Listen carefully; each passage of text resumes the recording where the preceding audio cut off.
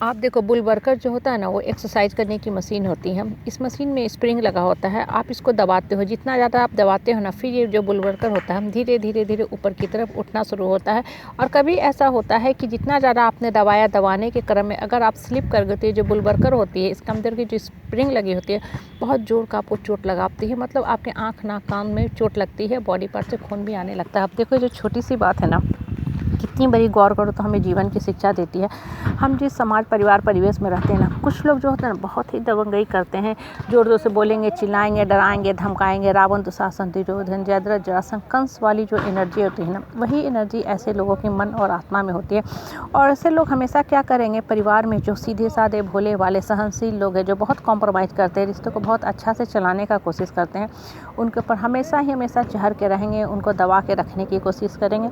मतलब कहीं ना कहीं बुलिज्म की जो फीलिंग होती है ना, बुलिज्म वाला ऐसे जो होते हैं रिश्तेदार होते हैं, काम करते हैं, मतलब हमेशा चाहेंगे कि हम राजा बन के रहें, बाकी लोग का हम शोषण दोहन दमन करते जाएं, बाकी लोग सिर्फ और सिर्फ प्रजा बन के, सेवक बन के, नौकर बन के मेरा सेवा करते जाएं। और इस तरह के लोगों की ना ये हैबिट बन जाती है, प्रवृत्ति बन जाती है, इनके पर्सनालिटी का, नेचर का ये पार्ट बन जाता है।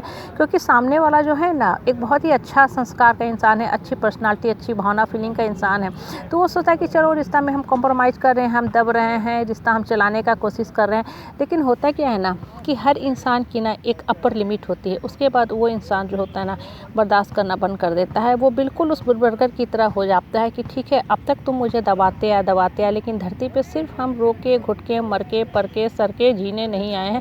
मेरा भी धरती पे जीने का उतना ही हक है जितना तुम लोगों का हक है। तो वो इंसान क्या करता है, पलट के बोलना शुरू करता है, बिल्कुल उस बुलवर्कर में लगे हुए स्प्रिंग की तरह, जिसको आप दबाते जाते हो और कहीं हल्का सा स्लिप हुआ तो वो स्प्रिंग आपकी तरफ जोर से चोट मारती है। यही लाइफ की देखो बहुत बड़ी शिक्षा है ये। इसलिए कभी भी किसी भी इंसान के साथ ना गलत व्यवहार, गलत बर्ताव मत किया करो। ये मान के चला करो कि वो इंसान जो है ना जिसके साथ आप गलत व्यवहार करते हो, अपशब्द बोलते हो, फिजिकली, वर्बली, मेंटली उसको एब्यूज़ करते हो, कहीं भी इंसल्ट कर देते हो, उसके खिलाफ गलत शब्द बोलते हो, अपशब्द बोलते हो, उसको एक नौकर की तरह, पायदान की तरह आप ट्रीट करते हो, पहले उसके अंदर एक आत्मा है। और देखो आत्मा की जो क्वालिटी होती है ना वो पावर, पोस्ट, पोजीशन, पैसा सबसे अलग होती है। आत्मा की क्वालिटी जो होती है ना, हर इंसान मान सम्मान के साथ सर उठा के जीना चाहता है, क्योंकि जो ऊपर वाले की आत्मा में क्वालिटी होती है वही क्वालिटी इंसान की आत्मा में होती है। इसलिए कभी भी किसी भी इंसान के साथ ना बदसलूकी वाला काम मत किया करो, क्योंकि एक समय के बाद ना इंसान खुद में ही बर्दाश्त करना छोड़ देता है, क्योंकि उसकी जो आत्मा होती है ना उसको धिक्कारने लगती है। उसकी आत्मा जो होती है उसको अंदर से मोटिवेट करना शुरू करती है कि इनफ इज इनफ। आखिर कब तक तुम बर्दाश्त करोगे, कब तक रिश्ते का लिहाज करोगे, कब तक तुम रिश्ते की आड़ में दब के, झुक के, रो के, मर के, सर के जीते आओगे। ऐसे तो तुम्हारा जीवन ही ख़त्म हो रहा है। पहले तुम एक स्ट्रॉन्ग ह्यूमन बीइंग बनो।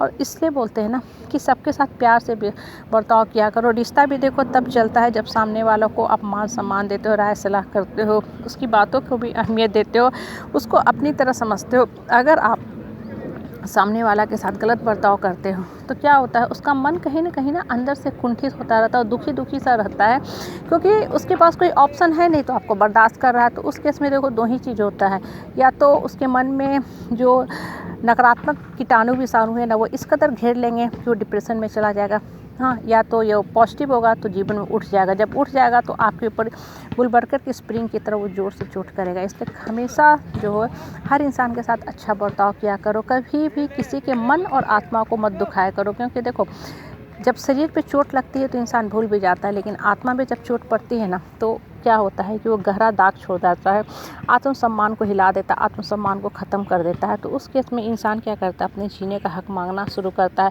मन जितना ज़्यादा टूटता जाता है ना, मन खुलता जाता है। मन जब खुलता जाता है ना तब इंसान ऊपर वाला से बात करना शुरू करता है।